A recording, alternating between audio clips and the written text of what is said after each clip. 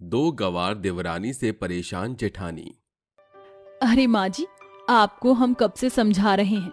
अब हमारे दोनों देवर बड़े हो गए हैं, उनकी शादी करवा दीजिए। अरे बहू, शादी तो करवा देती, लेकिन इन दोनों नालायकों से शादी कौन करेगा। शहर की कोई भी लड़कियां इन्हें पसंद ही नहीं कर रही। अरे माँ जी, शहर के नहीं तो गांव के ही सही, गांव की कोई लड़की पसंद करके मेरे देवर की शादी करवा दो, ताकि मुझे भी इस घर में थोड़ा सा आराम मिल जाए। और कब तक मैं अकेले इस घर की जिम्मेदारियों को समझती रहूंगी। मैं जानती हूँ विशाखा, तुम बहुत मेहनती और संस्कारी बहू हो। तुमने इस घर की बागडोर को बहुत अच्छे से समझा। तुम चिंता मत करो, अब चाहे मुझे गांव की बहू क्यों ना लानी पड़े, मैं तुम्हारे दोनों देवरों की शादी करके ही रहूंगी। फिर क्या था, ममता अपने दोनों बेटों के लिए लड़कियां ढूंढना शुरू कर देती है, जिसके चलते उसे गांव से दो बहनों का रिश्ता आता है। वह दोनों बहुत खूबसूरत हैं, जिसके चलते ममता अपने दोनों बेटों का रिश्ता उन दोनों से तय कर देती है। कुछ ही दिनों में ममता अपने दोनों बेटों की शादी करवाकर उन दोनों को घर ले आती। अरे आओ आओ बहू, घर में आओ, तुम्हारा स्वागत है। आज से घर हमारा नहीं बल्कि तुम्हारा भी है। जैसे रहना चाहो वैसे रह सकती हो। हरी बाबा जी, जरा देखो तो सही, कितना सुंदर बंगला है तुम्हारा। लगता है कि मैं कोई ख्वाब देख रही हूँ। दांत पगली, किसने कहा ये सपना है? ये तो हकीकत है। हम शहर में एक बहुत सुंदर घर के अंदर शादी करके आए हैं। दोनों को इतना खुश देखकर विशाखा और ममता दोनों ही मुस्कुराने लगती हैं, लेकिन उन्हें आगे होने वाली दुर्घटनाओं की जरा भी आशंका नहीं होती। गायत्री और गौरी की शादी के कुछ ही समय होता है, जिसके बाद उनके रंग रंग शुरू हो जाते हैं। एक दिन गायत्री पूजा करते करते घर के इंग्लिश टॉयलेट के पास पहुंच जाती है, जिसे देखते ही वो कहती है, अरे वाह, कोई सपना तो नहीं देख रही हूँ। हमारे घर में टॉयलेट भी है, और वो भी टॉयलेट मुझे तो इसकी पूजा करनी चाहिए। ऐसा सोचकर पूजा की थाली लेकर वो आती है और धूप बत्ती लगाकर इंग्लिश टॉयलेट की पूजा करने लगती है। तभी वहाँ विशाखा आ जाती है और उसे ऐसा करते हुए देख लेती है। हे भगवान, तुम यहाँ ये क्या कर रही हो? अरे जेठानी जी, आपको दिखता नहीं क्या? ये जानबूझकर नजरअंदाज कर रही हो। हम यहाँ टॉयलेट जी की पूजा कर रहे हैं। ऐसा क्यों कर रही हो? मैं यही तो जानना चाहती हूँ, आखिर टॉयलेट की पूजा कौन करता है? अरे जेठानी जी, आप नहीं जानती हो, हमारे पूरे गांव में ऐसा टॉयलेट कहीं भी नहीं है। और तो और हमारे पूरे गांव के टॉयलेट है ही नहीं। हमारे लिए तो ये बहुत ही पवित्र स्थान है जेठानी जी। अरे तुम गांव की गवार हो क्या? तुम्हें पवित्र जगह का जरा भी अंदाजा है? एक टॉयलेट की पूजा कैसे कर सकती हो? हमारे पूरे गांव में किसी भी घर के अंदर टॉयलेट ही नहीं है। मैं तो बहुत भाग्यशाली हूँ जो मुझे मेरे ससुराल में सुलभ इंग्लिश टॉयलेट मिला है, और अगर मैं इसकी पूजा ना करूँ तो इंग्लिश टॉयलेट का अपमान होगा, अपमान। गायत्री की बात सुनकर विशाखा हैरान रह जाती है, जिसके बाद वो वहाँ से चली जाती है। वहीं दूसरी तरफ गौरी घर में चारों तरफ कपड़ा लेकर डस्टिंग कर रही होती है। तभी उसे लैपटॉप, कंप्यूटर, सीपीयू और फोन नजर आता है, जिसे देखकर वह अपने मन ही मन सोचती है, अरे अरे ये क्या, कितनी धूल मिट्टी जमीन पड़ी है इन सब पर। लगता है कोई धोता ही नहीं है। हे भगवान, हमारी जेठानी भी ना पूरी कामचोर है, कोई सामान धो धा कर नहीं रखती है। ऐसा कहकर गौरी सारा का सारा सामान, लैपटॉप, कंप्यूटर, सीपीयू और फोन सभी वॉशिंग मशीन के पास ले जाती है। जिसके बाद वह वॉशिंग मशीन में लैपटॉप, कंप्यूटर, सीपीयू, फोन सब कुछ डाल देती है और उसमें पानी डालकर घुमाने लगती है। जैसे ही मशीन चालू होती है, चारों तरफ बहुत तेज आवाज आनी शुरू हो जाती है। हाय दैया, ये सब क्या हो रहा है? कहीं कोई भूचाल तो नहीं आने वाला? अरे मुझे यहाँ से भागना चाहिए। पता चल रहा है कि सारी धरती आसमान फटकर मेरे ऊपर ही गिर जाए। मशीन के अंदर की आवाज सुनते ही गौरी घबरा जाती है और हॉल में जाकर मेज के नीचे छुप जाती है।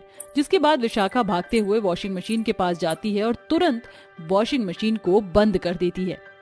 हे भगवान, ये सब क्या हो रहा है? इस घर के अंदर कहीं कोई टॉयलेट की पूजा कर रहा है तो कहीं कोई वॉशिंग मशीन के अंदर सारी इलेक्ट्रॉनिक चीजें धो रहा है। इस तरह ये घर कैसे चलेगा?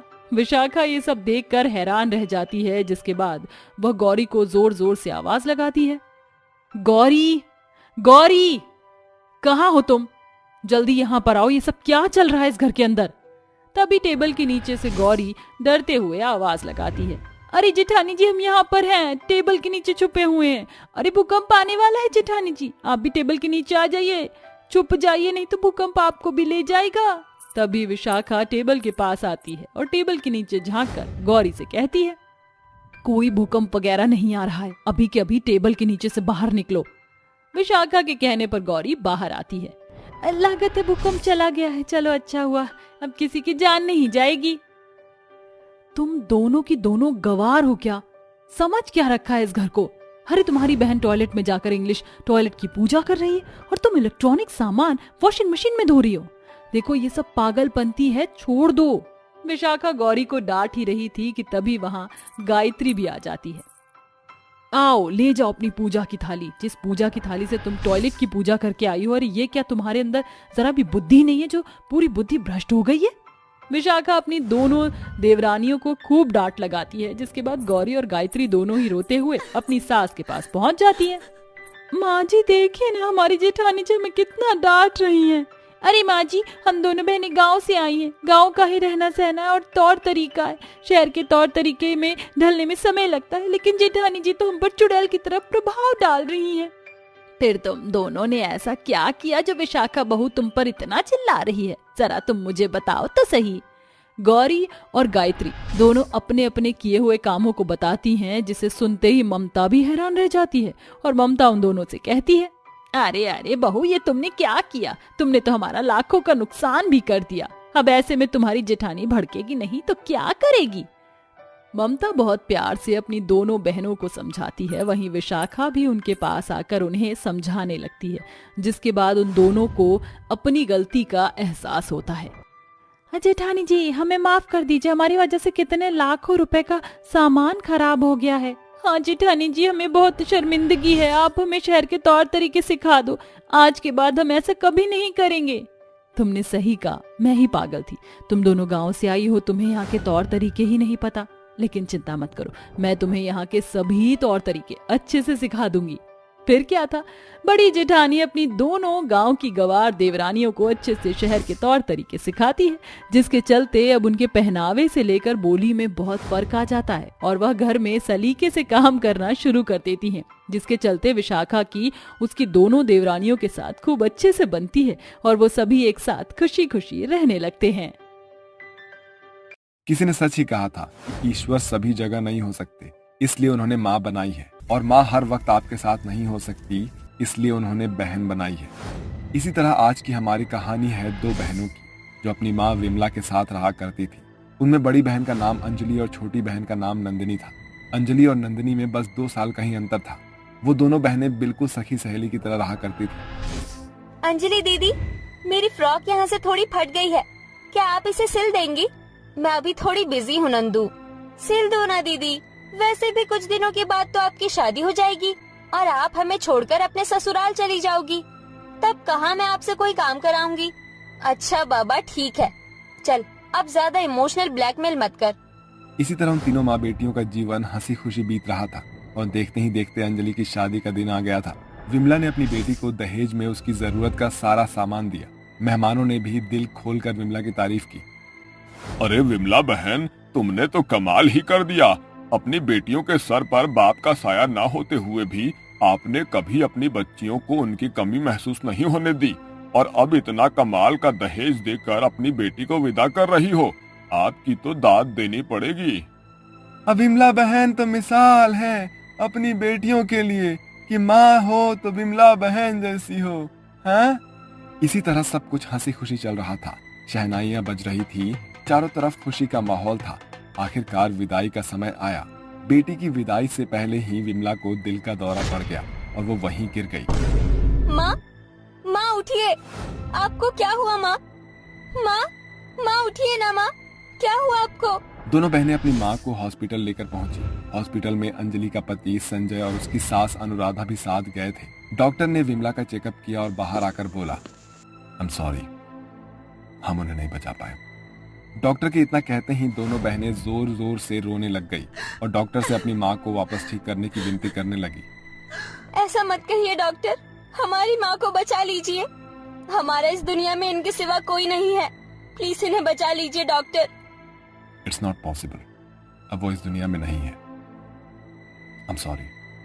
दोनों बहनें हॉस्पिटल से वापस आ जाती हैं और अपनी माँ के अंतिम संस्कार की तैयारी करती है। अंतिम संस्कार हो जाने के बाद अंजलि की सास उसे उसके ससुराल चलने को बोलती है। देख अंजलि बेटा, माना ये बहुत बड़ा सदमा था, पर तेरी शादी हो गई है और तुझे अपने ससुराल चलना होगा। हाँ माँ, मैं समझती हूँ, पर मेरे बिना मेरी नंदू का क्या होगा? क्या हम इसे भी अपने साथ ही ले जाएं? तुम बिल्कुल ठीक कह रही हो अंजलि, हमें नंदिनी को अपने साथ लेकर जाना ही होगा। क्या सच?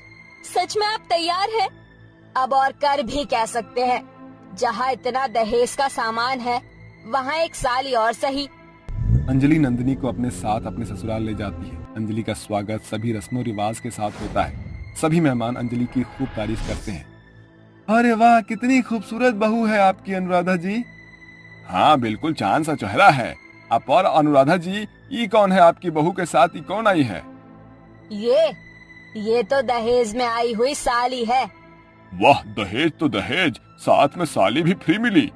इसी तरह सभी बातें बनाते रहते हैं। अंजलि और नंदिनी सभी की बातें सुनती रहती है। तो इन सब बातों पर ध्यान मत दे नंदू। इसी तरह रोज नंदिनी को भी इसी तरह के बातों का सामना करना पड़ रहा था। अंजलि की सास बार बार उसे ये एहसास दिलाती रहती थी कि वो बस दहेज में आया हुआ एक सामान है। नंदिनी इन सब से बहुत परेशान हो गई थी। अंजलि की सास उससे घर का खूब काम करवाती थी। नंदिनी, जा जरा जाकर मेरे लिए चाय बना कर ला, और हाँ याद रहे, चीनी रोक के और पत्ती ठोक के ऐसी ही चाय बनाना, समझी? अब जल्दी जा। जी। अनुराधा नंदिनी के साथ पूरे दिन ऐसा ही व्यवहार करती थी, और अगर कोई भी उससे नंदिनी के बारे में पूछता था तो वो उसे दहेज में आई हुई साली कहकर उसकी पहचान बताती थी। इसी तरह दिन पे दिन बीतते जाते हैं। नंदिनी अपनी बहन की खातिर अपना मुंह बंद करके वहां रुककर सब कुछ सह रही थी। एक दिन संजय के घर उसके दूर का भाई राकेश आता है। कैसा है राजेश, तू तो ईद का चांद हो गया है। मैं तो ठीक हूँ। और संजय, तू बता, तेरी लाइफ कैसी चल रही है? मुझे पता चला है कि तूने शादी कर ली, हाँ? और हमें बताया भी नहीं। अरे हाँ, बस क्या बस? हमें हमारी भाभी से तो मिला दे। संजय अंजलि को अपने भाई राकेश से मिलवाता है। तभी वहां अंजलि से कुछ कहने नंदिनी आ जाती है। संजय, ये कौन है? ये मेरी साली है। ओह साली। संजय का भाई राजेश नंदिनी को ऊपर से नीचे तक अच्छे से देखता है। उसकी निगाहें नंदिनी को थोड़ा अनकंफर्टेबल कर रही थी, पर वो इस पर ध्यान नहीं देती। शाम के समय नंदिनी किचन में कुछ कर रही होती है तो वहाँ राजेश आ जाता है और नंदिनी को छेड़ने लगता है। राजेश जी, ये आप क्या कर रहे हैं? साली जी, यहाँ आओ मेरे पास। राजेश नंदिनी का हाथ पकड़ने वाला ही होता है कि तभी संजय वहाँ आ जाता है। अरे राजेश, तुम यहाँ? और नंदिनी तुम भी? अब हाँ, मैं यहाँ पानी लेने के लिए आया हुआ था। अच्छा ठीक है। संजय और राजेश वहां से चले जाते हैं। बेचारी नंदिनी बहुत घबरा जाती है और अपने कमरे में जाकर रोने लगती है। हे ऊपर वाले, क्या इस घर में मुझे सामान कह कर कम सताया जा रहा था, जो अब ये राजेश नाम की नई बला भी आ गई।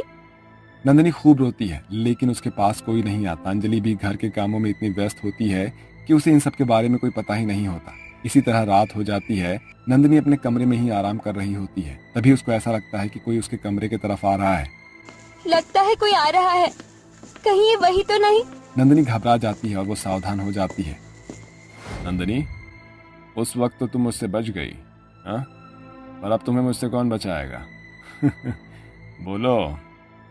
चले जाओ, वरना अच्छा नहीं होगा। मेरे पास आ जाओ नंदिनी। जैसे ही राजेश नंदिनी की तरफ बढ़ता है, नंदिनी अपने कमरे से एक गुलदस्ता उठाकर उसके सर पर मार देती है और वहां से भाग जाती है।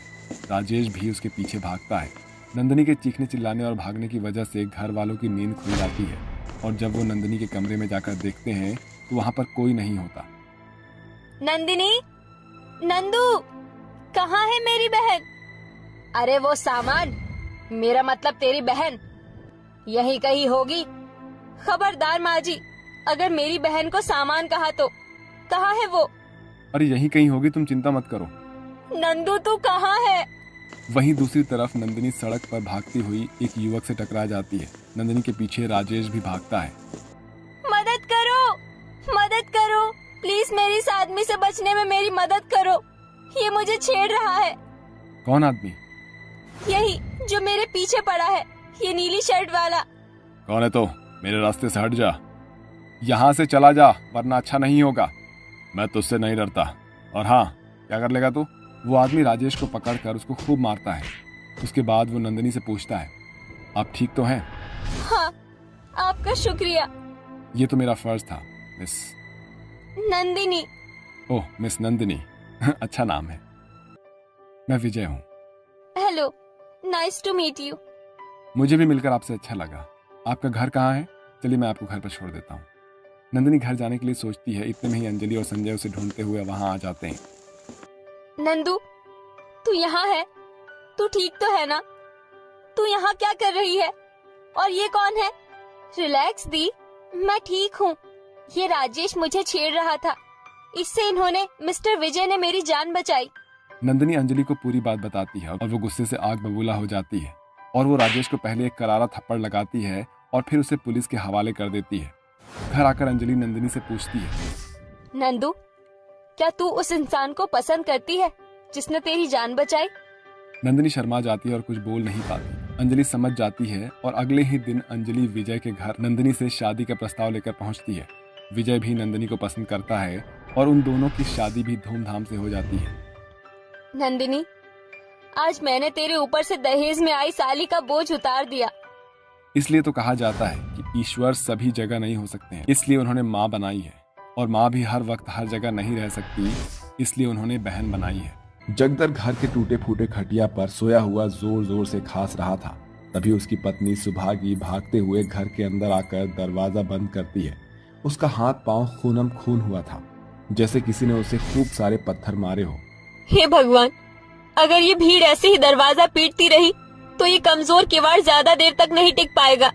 काश कि हमने लोहे का दरवाजा बनवाया होता।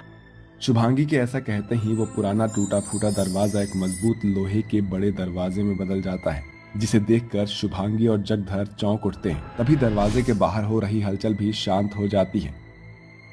ये कैसी जादूगरी थी? मेरे कहने भर से मेरे घर के दरवाजे का ढांचा ही बदल गया। अचानक से शुभांगी की नजर घर में लगे उस खटिये के पाए पर पड़ती है जो टूटने की कगार पर था। अरे, ये खटिया तो टूटने ही पर है। शुभांगी चूल्हे के पास रखे आंच जलाने के पूले से एक बिस्तर तैयार करके जगधर को उस पर सुला देती है। तभी 5 साल की परी अपनी माँ से बोलती है, माँ, मुझे बहुत जोरों की भूख लगी है। जल्दी से कुछ बना दो ना, मेरे पेट में गुड़गुड़ हो रही है। हे भगवान, आज जलाने के लिए मैं जो सूखे पूले बटोर कर लाई थी उसका तो बिछावन बना दिया। अब कैसे जलेगा मुझ गरीब से घर का चूल्हा? ऐसा कहते हुए शुभांगी फूट फूट कर रोने लगती है। तभी चूल्हा जैसे किसी जादूगरी से जल उठता है और खाना बनाने के बर्तन नाचते हुए चूल्हे पर चढ़ जाते हैं, जिसमें से तरह तरह के पकवान तलकर बाहर बर्तन में आ जाते हैं। एक साथ इतना सारा स्वादिष्ट खाना देखकर परी ललच कर खाने पर लपक पड़ती है। देखो माँ, ये चूल्हा तो खुद ही जल उठा और कितने सारे पकवान भी दिए। आओ पिताजी, आप भी पेट भर कर खा लो। अपने घर में हो रहे जादू शुभांगी को हैरत में डाल देते हैं। आखिर ये सब कैसे हो रहा है? क्या मुझ गरीब के घर को जादूगरी ने घेर लिया है? शुभांगी अभी ऐसा सोच ही रही होती है कि तभी उसके सामने एक कोढ़ से भरी एक बुढ़िया प्रकट होती है, जो अचानक से देवी का रूप धर लेती है, जिसे देखकर शुभांगी घुटनों पर बैठकर देवी को प्रणाम करती है। प्रणाम देवी, मगर आपने उन कौड़ी अम्मा का रूप कैसे लिया? सुभागी, वो तो बस एक रूप था, सिर्फ तुम्हें थाहने की। तुम्हारा घर अब जादुई घर बन गया है, जिसमें तुम्हारी हर आशा पूरी होगी। तथास्तु। जैसे ही देवी गायब होती है, पुली पर पड़े जगधर के घाव पर मंडरा रही मक्खियां अचानक फूल बनकर गिरने लगती है और अचानक जगधर उठ खड़ा होता है। तभी अतीत के पर्दे के पीछे छुपी बुरी यादें उसकी आंखों पर झांकने लगती है, जहां से इन सब की शुरुआत हुई थी। जगधर का घर गांव से बाहर था, जिसका कारण था उसका मरे हुए लोगों का क्रियाकर्म करना। इसलिए पूरा गांव समाज उसे और उसके परिवार को घिन की नजर से देखता था। सुभागी, परी का ख्याल रखना, मैं गांव जा रहा हूँ। अजी, मगर तुम तो जानते हो ना कि गांव वालों ने हमें गांव में घुसने से मना किया है। वो हमसे घिन करते हैं।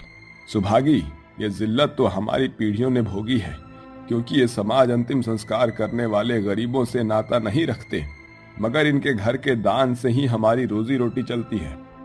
जगधर अपने कांधे पर झोला लटकाए गांव आकर सभी के दरवाजों के आगे खड़ा होकर दान मांगता है।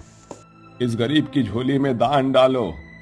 अरे ओ गरीब चांडाल, मुखिया जी ने तुझे इस गांव में लात रखने से भी मना किया था ना, फिर भी तू मुंह उठाकर चला आया। दिन रात चिताएं जलाता है। तेरी हिम्मत कैसे हुई मेरी चौखट पर चढ़ने की? अगर सभी समाज में मनमर्जी की जिंदगी जिएंगे तो आखिरकार कौन करेगा मुर्दों का दाह संस्कार। अब गांव ने मुझ गरीब को यही जिम्मा सौंपा है, तो इसमें मेरा क्या दोष। तेरी ये मजाल, तू गरीब चांडाल आके जुबान चलाता है। ठहर तू। सविता चिल्ला चिल्ला कर गांव के पूरे लोगों को इकट्ठा कर लेती है और सभी जगधर को लाठी की मार मारने लगते हैं। अरे मुझ गरीब पर तरस खाओ, अरे मुझे जाने दो, अरे मैं बाल बच्चेदार हूँ, जाने दो, मत मारो। कान खोल कर सुन ले जगधर, अगर दोबारा इस गांव के भीतर नजर भी आया तो आएगा तो तू 2 पांव पर, लेकिन जाएगा 4 कंधों पर, और तेरे साथ तेरी बीवी और बच्ची को घर समेत फूंक देंगे हम लोग। समझ में आया तुझे?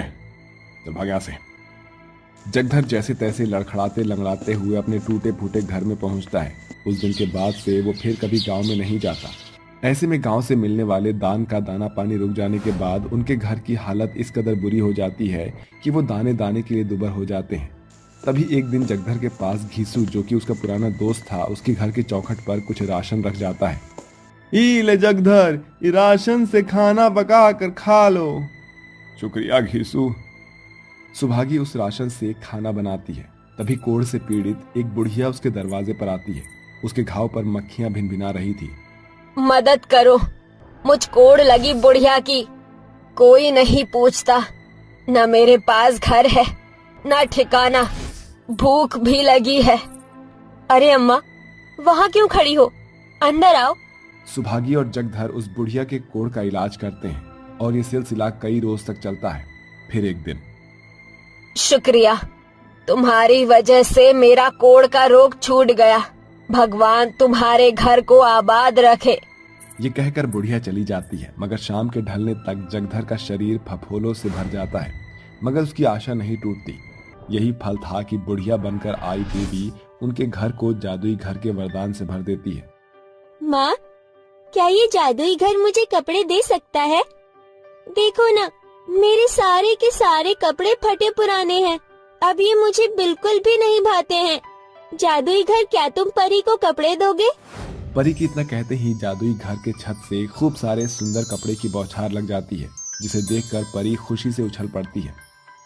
अरे वाह, जादुई घर, तुम तो बिल्कुल अलादीन के चिराग के जैसे कमाल करते हो। सुभागी, अरे हमारे इस घर की छत जो है एकदम कमजोर हो गई है, और काहे ना हम इस घर का जो है नया सिरा से को नींव रखें।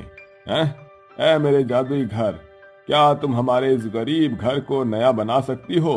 जगधर के इतना बोलते ही उसका टूटा फूटा फूस का कच्चा घर एक सुंदर से आशियाने में बदल जाता है, जिसमें जरूरत की हर एक चीज मौजूद थी। इस तरह से जादुई घर से न सिर्फ जगधर और उसके परिवार की भूखमरी खत्म होती है, बल्कि उनके सर पर पक्की छत भी आ जाती है। अजी देखो, हमारा घर कितना सुंदर बन गया। अब हमें गरीबी में दिन रात नहीं बिताना पड़ेगा। सुभागी अभी ऐसा बोल ही रही होती है कि तभी गांव की बड़ी भीड़ उनके घर की ओर चली आती है। अरे क्या बात है, आप सभी अचानक से यहाँ? गांव में सब ठीक तो है? सविता रोते हुए जगधर को सारी बातें बताती है। हमें तुम पर वो जुल्म नहीं ढाना चाहिए था। शायद हमारा गांव उसी का फल भोग रहा है। सभी खेत खलिहान सूख गए हैं, अनाज के भंडार भी खाली हो गए। हम सभी को दाने दाने पर आफत हो गई है। आप सभी चिंता मत कीजिए, मेरे रहते ये गांव भूखा नहीं रहेगा। जगधर पूरे गांव को जादुई घर के पास लाकर उसे खाना मांगता है। ऐ मेरे जादुई घर, मुझे इसी पल खूब सारा खाना दो, मेरा गांव भूखा है। इसी के साथ जादुई घर से खूब सारा स्वादिष्ट स्वादिष्ट खानों से भरी थालियां उसके सामने आ जाती हैं, जिसे देखकर सभी चौंक उठते हैं। अरे ये कैसा जादुई घर है? इसके भीतर से आदमी की बजाय खाना निकल रहा है। इतना ही नहीं अंकल, हमारा जादुई घर अपने आप में अनोखा घर है। ये घर खुद ब खुद साफ हो जाता है, यहाँ तक कि चूल्हे पर बिना आंच के खाना भी बन जाता है, और भी बहुत कुछ। क्योंकि हमारे घर की नींव हमारा ईमान है, जिसे हमने बुरे समय में भी बचा कर रखा। हमने अपना ईमान नहीं खोया, इसीलिए ये सब पाया। छोटी सी परी के शब्द सभी के लफ्जों पर लगाम लगा देते हैं, जिसके साथ गांव की भूखी भीड़ पेट भरकर खाना खाती है। ये वही गांव के लोग थे जो कल तक जगधर को चंडाल कहकर उसे चीखते चिल्लाते हुए अपनी चौखट से भगाया करते थे। उसे मारने पीटने में भी पीछे नहीं हटते थे। मगर जगधर और उसके परिवार की यह अनोखी पहचान जादुई घर की देन है। जिसने सभी की सोच को उस दिन नया बदलाव दिया था।